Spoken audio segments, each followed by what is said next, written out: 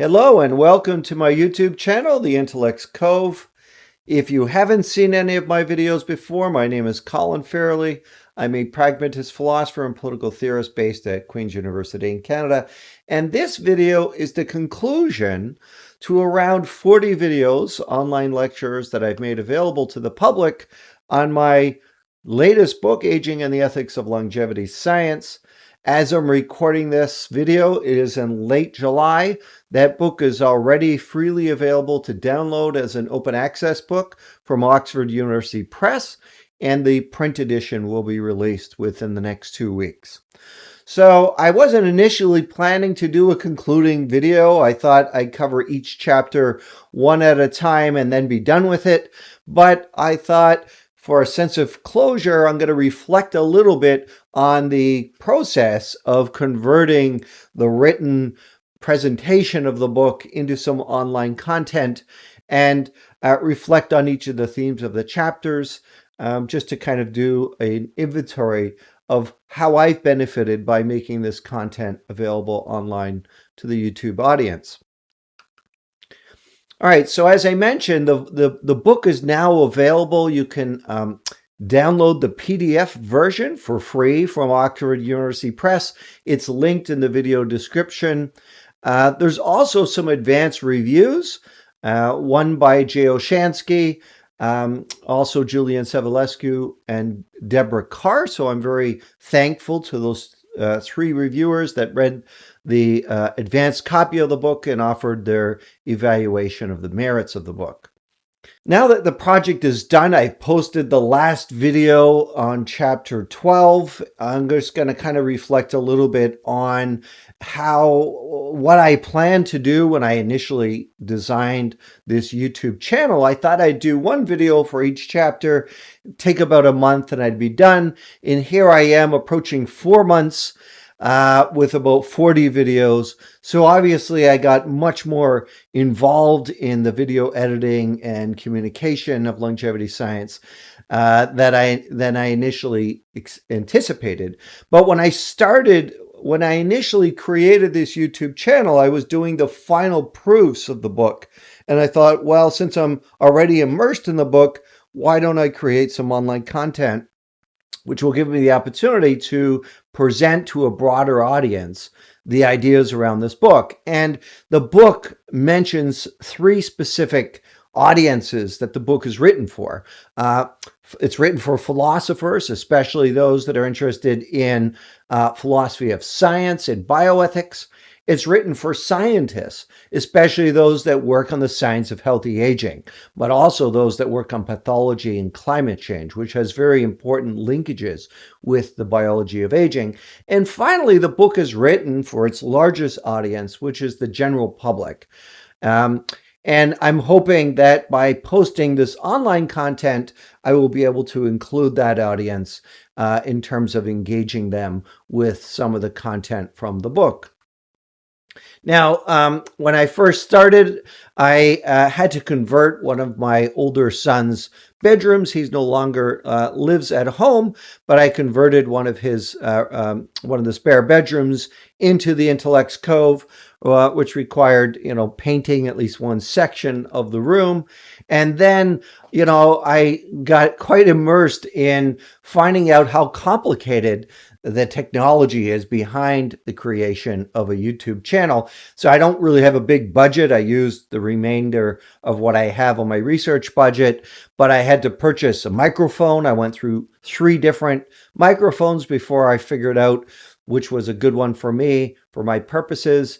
Camera, I started off on my iPhone, a webcam. In the end, I upgraded my laptop to a much better laptop that's capable of video editing and has a better camera for recording videos. And then room lighting. As you can see, there's an assortment of lower and better lighting, but even still, it's a kind of it's admittedly an amateurish setup, but it served the function that I wanted to do, which was to create some online content that would be interesting to watch for viewers that are interested in the ethics of longevity science. And as I mentioned, I ended up creating and posting a total of around 40 videos on the book. Most chapters have 3 shorter videos, some just 2. And then there's a couple of shorts that I made around the story of the tale. And when I kind of just did a off the top of my head calculation about how much time did I invest in creating 40 online lectures for this YouTube channel, I would say it was roughly 400 hours. So, I had wrapped up my teaching term in April when I created this channel, and I've done nothing pretty much except proofreading the edits of the book and some graduate supervision. I've done nothing other than translate that book into 40 online lectures. So it has consumed most of my time and energy. It's been very rewarding, but also very time consuming. And after this video, I'll take something of a hiatus as I get ready for gearing up for the fall teaching semester and getting some new research and writing done. And actually creating these videos has served as a catalyst to new ideas about things that I'll be writing about the biology of aging and other topics that I'll be working on over the course of the next few years. So the main kind of investment in time and energy for creating this online content, I mean, the starting point was, of course, I decided to make videos about a book that I had already spent 20 years doing research on. So I started researching on the biology of aging in the early 2000s when I was doing a book on the ethics of the genetic revolution. And the research for the book brings together the last decade of research. So I already had a foundation of 2 decades of research. That was the springboard. But in terms of like the main labor involved in translating that book to online content, I first would create about 15 to 20 slides, PowerPoint slides like the one I have here. And as you can see, I try to make it a little bit more interesting by having images kind of appear with some aesthetics around it. But that's the kind of upfront, like before I start recording a video for a chapter, I've already invested a couple of hours in creating, as if I were giving a talk at a conference, 15 PowerPoint slides on a chapter of the book. Then the actual video recording, like I'm doing right now, that's not particularly burdensome. It's actually one of the most enjoyable components of this. Once I figured out how to get the equipment working and the lighting, after many trial and error and more protracted recording processes, I pretty much can just hit go and then spend about 20 minutes recording the video. The much more burdensome process is the video editing. And I started off with utilizing older versions of Camtasia. And then I think it was the 2022 version, then the 2024, then the 2025, and finally the latest version, which allows you to augment the audio in a more efficient way. So there was a huge learning curve with that. And I spent many, many hours. And some of the biggest frustrations in the video editing component. But thankfully, after about 20 videos, I think I hit my stride and spent less time being frustrated with editing of the videos. Then there's the uploading of the videos, and these can actually take many hours. Uploading the videos can take many hours, and again, that can prove frustrating. You're trying to get work done. You have a window open. Your computer goes on to sleep. Sometimes the progress disappears. You thought you had a video uploaded. It turns out it wasn't uploaded. Again, trial and error. And now that frustration has pretty much abated. And then finally, creating thumbnails and subtitles for all of the videos. Again, some of this is enjoyable, doing the thumbnails. How do you create a visual that kind of captures the themes of the video, and then going through the subtitles. I have a lot of ums and ahs. I tried to eliminate some of those from the subtitle, and sometimes the auto correct would pick up the wrong words or misspell names. It always misspells my name. If I say Colin Fairley, this is what it shows, Colin Fairley. And I had to correct that in every video I created. So a lot of fun stuff, a lot of time-consuming stuff, and a lot of frustration and trial and error. But through persistence, I was able to record about 40 videos on the book. So turning to the book, let me just in conclusion give a very quick survey of what this book is about. If you've just happened to come across this and you haven't yet watched any of them, perhaps particular chapters will stand out to you as something you want to do a deeper dive into.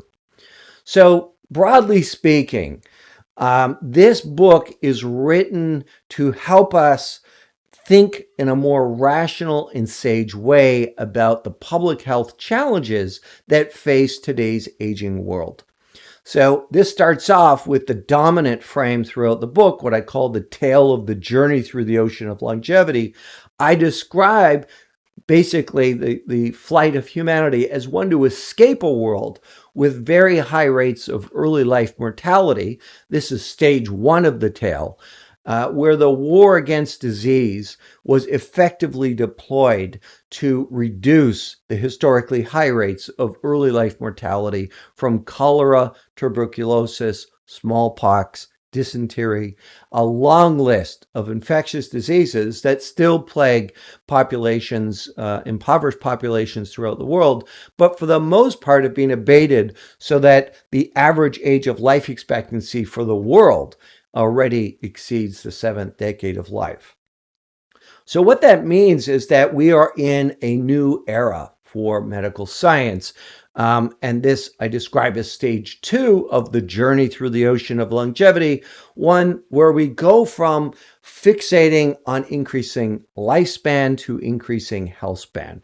And the kind of recurring theorist that I use throughout is the pathologist Christian Herder, who in 1910 described medical science and science more generally as being plastic, capable of modulation and change in light of new empirical discoveries. And I argue that we need to have a plastic view of medical science, that even its ideals and aspirations about what is it we're actually trying to achieve as we journey through the ocean of longevity. And initially, we conceptualized success as saving lives and extending duration of life.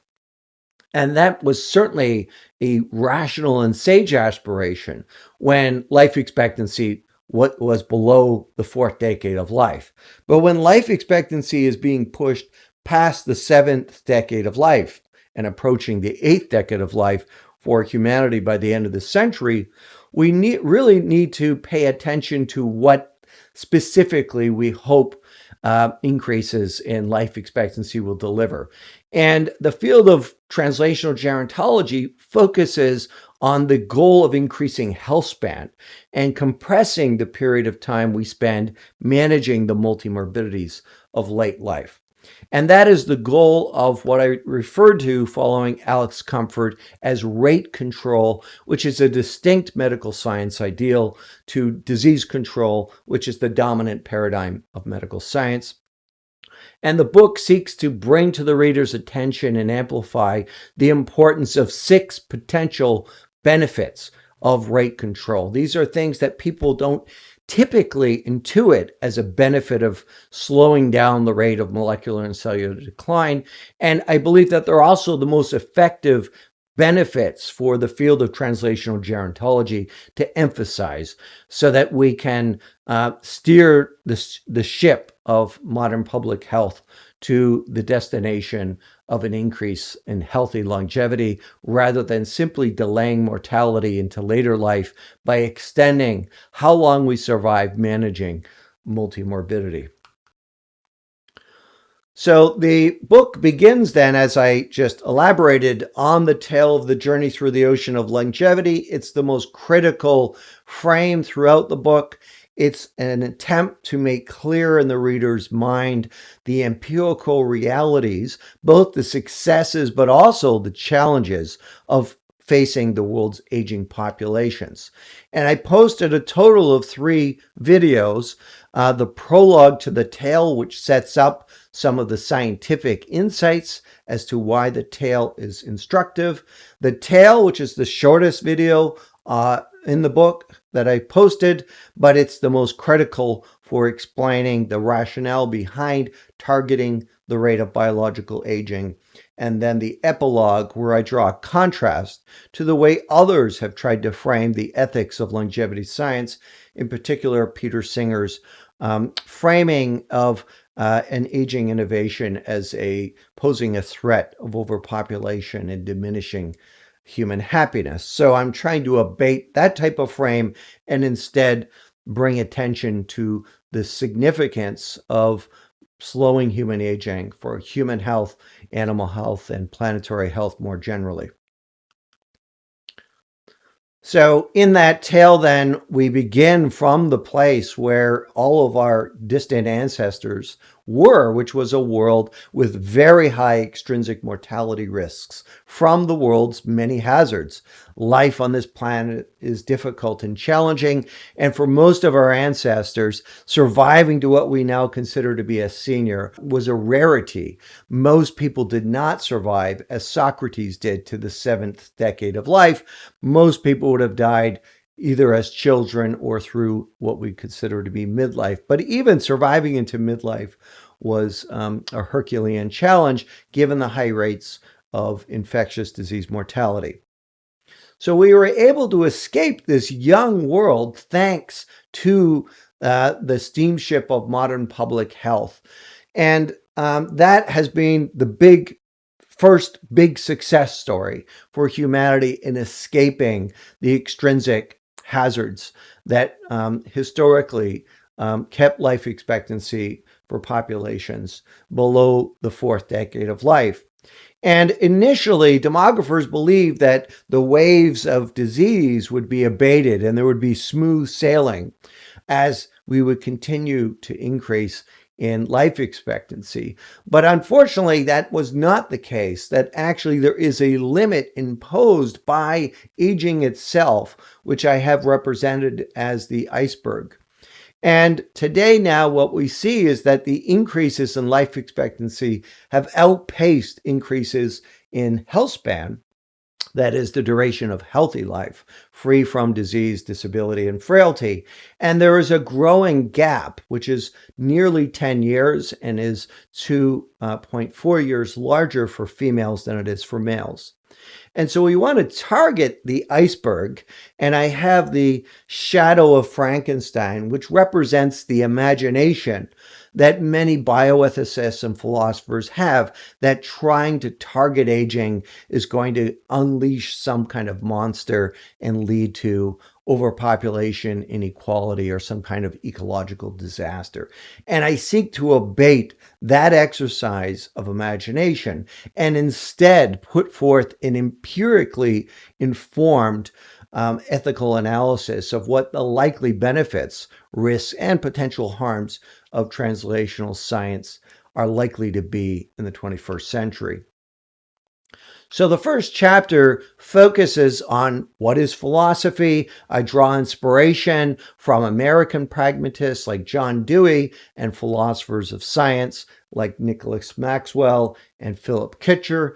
I begin in the first video that science ought to be a moral enterprise. We come up short, of course, in the real world of ensuring that science fulfills the requirements of morality, but it is the use of knowledge can be a huge catalyst in abating the extrinsic risk factors we face in a hostile world, and in helping us to promote greater equality and ensure economic prosperity for future generations. So this is an ideal that science should be seeking to fulfill morally laudable aspirations. And I drew a distinction, drawing on Nicholas Maxwell, between knowledge inquiry science versus wisdom inquiry science, right? Knowledge inquiry science presents the scientific enterprise as being apolitical or neutral. And it's simply about gathering facts without any value judgments about which facts may be more relevant for achieving certain ends. And rather than entrench this knowledge inquiry approach, I follow Maxwell in saying that wisdom inquiry science is really critical in today's aging world. We really need to say, what is the destination of the steamship of public health in today's aging and warming world? And the book, that chapter finishes by looking at Mary Shelley's exercise of imagination in Frankenstein. This is a recurring theme throughout the book. Frankenstein is that Victor Frankenstein's creature is an imagined harm, but there are many morally laudable scientific innovations that came out of the experimental science that Mary Shelley was writing about over 200 years ago. Chapter 2 of the book is an attempt to put aging on the radar. It is a surprisingly neglected topic in bioethics, political philosophy, and humanities and the social sciences more generally. And I avoid any frame that catastrophizes population aging. What should be catastrophizes when populations are not aging, which means that they have very high rates of early life mortality. But now that the world has had significant success in abating these early life mortality risks, we need to start thinking about the implications for public health and medicine of populations living to the upper limits of the human lifespan and, more importantly, the health span. So there's a video that just describes what drives population aging. It's a result of a reduction in early life mortality and a decline in global fertility. I emphasize the strengths, but also limits and constraints of the health span concept, which is the distinctive aspiration of translational gerontology. And then I talk about the three major scientific disputes that make rate control a feasible aspiration in the 21st century. In chapter 3, I look at the Frankensteinification of translational gerontology. This is the invocation of imagination to conjure up mostly hypothetical potential harms of science around healthy aging. This is very prevalent within bioethics, and so I identify a number of authors and examples of the Frankensteinification. The first video talks about the 4 stages of acceptance that John Haldane, a prominent geneticist and evolutionary biologist from the 20th century, noted with respect to how more biologically accurate life tables would initially be resisted and then would come to be seen as part of common sense. And I think this also applies to the aspiration of rate control that 10, 20, 30 years ago, people would have said it's purely science fiction, and there would be much more validity with that conjecture at that time.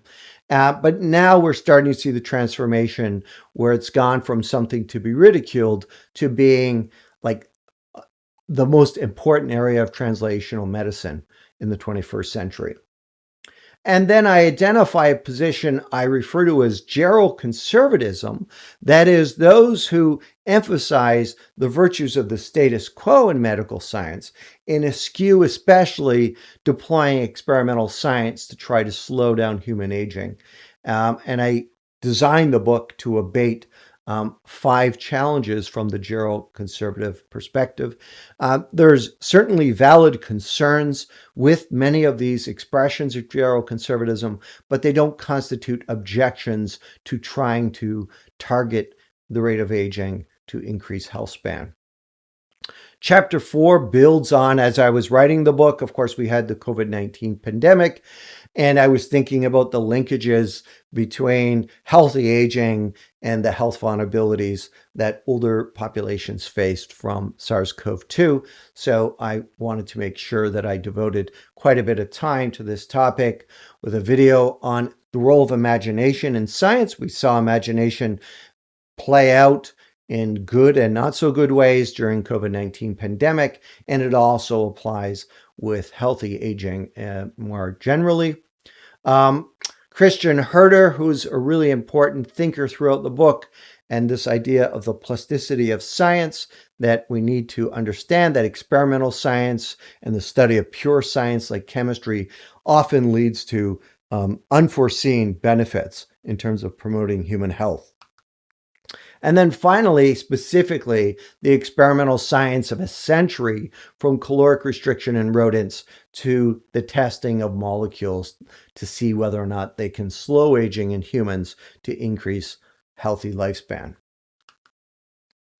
Chapter 5 looks at the folk biology that is prevalent in the early public health pioneers of the early 20th century, people like Charles Winslow and his mentor Herman Biggs, who believed that really disease was unnecessary, that it was the product of unhygienic living conditions. And while that's certainly true for many infectious diseases, it is not the case for the diseases associated with later life, such as the onset of chronic disease. So epidemiology and the aspirations of medical science were really formed and hypothesized before there was a mature scientific understanding of the biology of aging.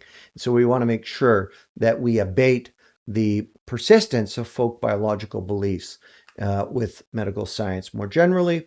There's a chapter on the difference between proximate and evolutionary causation. And then finally, Winslow's candle analogy, where he presumes that, people dying in later life, there's no tragedy, they've lived a full life. But what Winslow couldn't anticipate was that people would survive many years beyond the health span. So he just assumed the working life would come to a completion and somebody would pass. But he didn't understand that the continued waging of a war against disease when targeting the chronic conditions of later life would forestall death into the period of the human lifespan where most people are living beyond their health span. Chapter 6, Equality and the Intersectionality of Biological Aging.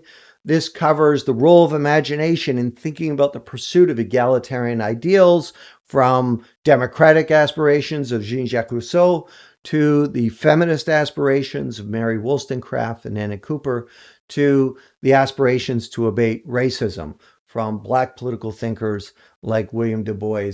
There's a video I posted on equality and translational gerontology.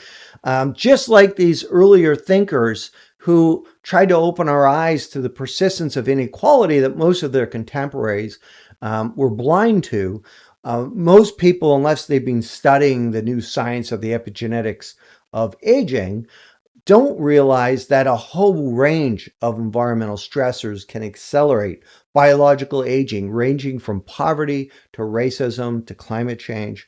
And so we need to understand the aspirations of equality through an intersectional lens that prioritizes taking insights from geroscience seriously. And then finally, I end that chapter by talking about the role of trust, the medialization of the scientific profession. One of the things that makes this particularly challenging for translational gerontology is the prevalence of people in social media making claims around longevity science that don't have empirical validity and can skew the general public's trust and impression about what the science can actually deliver. Chapter 7 focuses specifically on women's health and longevity. The fair innings argument is a very prominent one in bioethics, so I wanted to abate that. Women survive longer than men, but they survive longer with poorer health, and we wouldn't want to deploy something like the fair innings argument that you don't aspire to improve those who live longer than others unless you're going to say that the half of the population that are female already have sufficient health and longevity. And then I focus specifically on the benefits translational gerontology may offer women in terms of increasing reproductive longevity, improving maternal health, and reducing the caring burdens for taking care of aging parents, which typically fall on women throughout the world in a disproportionate manner compared to the sons. Chapter 8 is a deep dive into the war on cancer. I suspect this chapter will interest many. Everybody's lives have been impacted by cancer to some degree. Cancer kills about 10 million people a year. I look at the historical arguments for waging wars on cancer, Nixon's campaign in the early 1970s to eradicate cancer. And while we've had great success in delaying cancer mortality into later life, it continues to be a leading cause of death. Even when we know there are modifiable risk factors like smoking and obesity, many of these factors persist for a variety of reasons that create challenges for the aspiration to eradicate cancer. And then I also anticipate some geroconservative objections to those who say, rather than championing rate control, we should stay the course in waging war against cancer. And my kind of take-home caution against that is that the ultimate success, if you could eliminate all cancers, this would mean making older populations more susceptible to debilitating conditions like Alzheimer's disease. So really what you want to be doing is increasing health span, not delaying mortality into older and older ages when more debilitating conditions will become more prevalent. Chapter 9 is on the good life as a constraint on longevity science. I care about healthy longevity, but that's not the only thing I care about. And I'm certain that all of the readers, all of my audience would share similar pluralistic view. Health definitely is on the list of things we hope everyone can realize, but it does not. We also want friendship and love and meaning and purpose in our lives. And so I posted 3 videos on this idea that it's a constraint, that no one value should be treated as a sacred value. An excellent article by Irving Zola on medicine as an institution of social control. And then finally applying these insights in terms of the particular types of interventions that are likely to be feasible to target biological aging most effectively for populations that hold a pluralistic view about what constitutes the good life. And in a similar way to Chapter 9, Chapter 10 looks at the issues of what is a good death. This is the shortest chapter in the book. I remain neutral on specifics, but I argue that concern for a good death is much more problematic and a constraint on the war against disease, because the war against disease is exacerbating the gap between health span and lifespan. Whereas when we focus on the ideal of rate control, it aspires to compress morbidity in late life. And most people's vision of a good death would involve a minimal period of decline rather than ever increasing duration of gap between health span and lifespan. And the last 2 chapters of the book, these are the last 2 videos I focused on, covered the intersection between climate science and geroscience. Populations are aging in a warming world, making them more vulnerable to a whole host of health maladies. And so we need to understand that climate science and translational gerontology share substantive overlaps. And I focus on how we could try to get scientists in these often disparate fields to have better understanding and collaboration with each other so that we're not fostering narratives of intergenerational conflict that perpetuate ageism, or within translational gerontology, the idea that there would be a pill that could extend human lifespan and health span in a radical fashion, irregardless of the state of planetary health. So we need both of these things. Human health is interdependent with planetary health. And that is built on in Chapter 12, the geroscience perspective on One Health. These are the 2 last videos I just posted, so I won't say too much about them, but I address the potential objection that the development of gerotherapeutics may be construed as a moral hazard to One Health, and I suggest a couple of ways in which that concern could be abated. So that concludes a lengthy online lecture content of some 40 videos summarizing my book, Aging and the Ethics of Longevity Science. Now that we've come to the conclusion, my parting words will just be that, what I hope this book will do is stimulate discussion and debate concerning what I call the mandate of wisdom, inquiry, longevity science. It's really about facilitating this discussion. Of course, I offer my own provisional stance on this issue. I think we should be aspiring more towards rate control to increase health span and less on trying to conquer every disease of late life. But I hope the book interests those who are interested in health and longevity science and bioethics, communication science. And I will certainly continue writing on this topic. I'm going to take a brief hiatus from online video content, but no doubt future videos on this and other things will also be posted. All the best.